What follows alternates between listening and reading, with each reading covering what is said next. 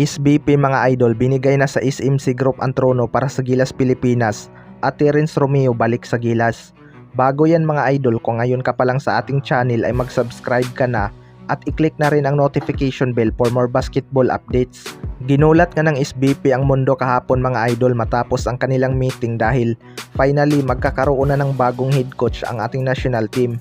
Ito na nga ang hiling ng karamihan na magkaroon ng pagbabago sa ating Gilas Pilipinas. Sinabi na nga dati ni Coach Chot Reyes na hindi natin kailangan ng mga foreign coach matapos patalsikin ng SBP itong si Coach Tab Baldwin dahil sa politika. Marami namang natuwa mga idol sa pagkakaupo ni CTC bilang head coach, lalo na yung mga ayaw kay Coach Chot Reyes. Dahil nalalapit na nga ang Asian Games, kailangan na nga agad ni CTC makabuo ng 12 upang masimula na ang kanilang ensayo. Ayon nga kay Boss Al Francis Chua na siyang team manager ng Gilas Pilipinas, kakalapag pa lang ni John Mar Fajardo sa Cebu ay pinabalik na nila agad ito upang makasama sa ensayo. Sa mga kabarangay nga ay sigurado na itong sina Scottie Thompson, Japit Aguilar at Justin Brownlee.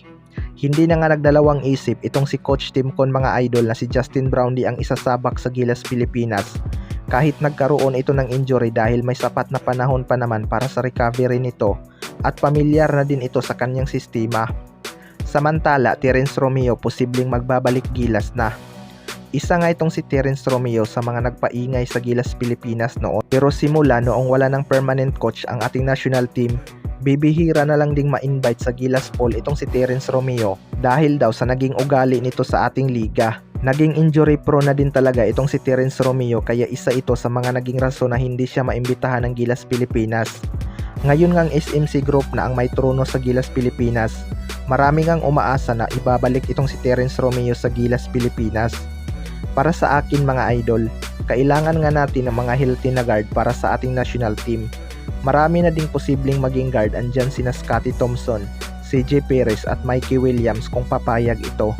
Pero hindi naman mawawala ang posibilidad na baka magbalik Gilas itong si Terence Romeo kapag kinuha ito ni Coach Tim Con.